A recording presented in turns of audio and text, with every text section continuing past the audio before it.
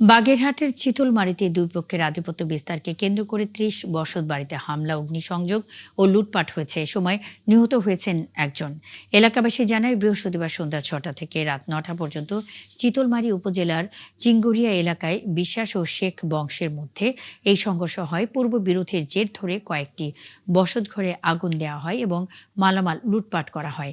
এ সময় বিশ্বাসদের হামলায় ফারুক শেখের ছেলে রাজীব ও শেখ নিহত হন। খবর পেয়ে সেনাবাহিনী ও পুলিশ পরিস্থিতি নিয়ন্ত্রণে আনে। পরে ফায়ার সার্ভিস এসে আগুন নেভায়। এই ঘটনার পর থমথমে হয়ে আছে পুরো এলাকা। অতিরিক্ত পুলিশ মোতায়েন করা হয়েছে।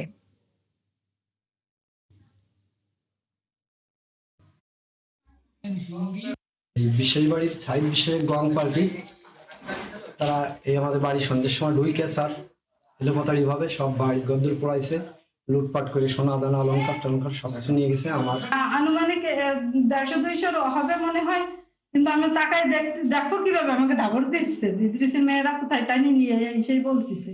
আমরা আস্তে আস্তে ওই বাড়ির ওদিক সরিয়ে দাঁড়াইছি, আর ওরা সব ঘরে জালনা বাইয়ে উঠছে, গ্রিল ভাঙ্গি উঠছে, উঠি বাড়ি ধরে ভাঙ্গে চুরে গাছ বাইয়ে কি বাইয়ে উঠছে। আমরা তো পলাই রয়েছি।